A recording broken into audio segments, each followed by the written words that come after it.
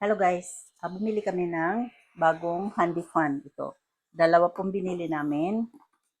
Kailangan namin ng tig-iisang fan kasi po dito sa amin is mainit. Bundok na dito sa gilid namin and then dagat na din sa kabila. So, mainit lalo na ngayon summer. And then, isa pa dito sa amin is palagi nagkaka-brown out. Yes, palaging brown out dito sa amin. And then, so kailangan magtig-iisa kami dito. Now, pwede siyang mabend, ganyan. Ayan.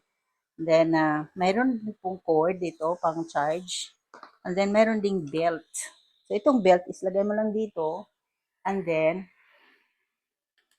ay, ako napalong. Ayan. So, pwede mo siyang ilagay dito. Ayan. Ayan. So, magkaroon ka na ng fan. Pwede mong pababaan. Ayan, mababa. Ayan. So, dito na, naka-fan ka na, hindi ka nag-hold-hold. Ayan, maganda po siya.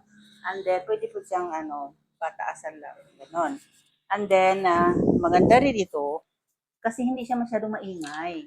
Oo. Hindi siya masyadong maingay. And then, pwede po siyang pa-stand lang. And then, ito din po. Yan, mayroon siyang level sa battery. Yan. So, 88%.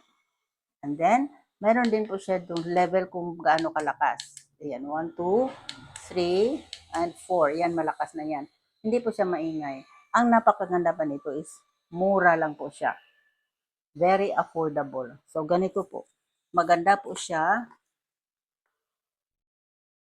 sa lalo na kung masyadong mainit and then palaging brown out. Kasi kailangan natin ng hangin. Kaya, ito na po binili namin.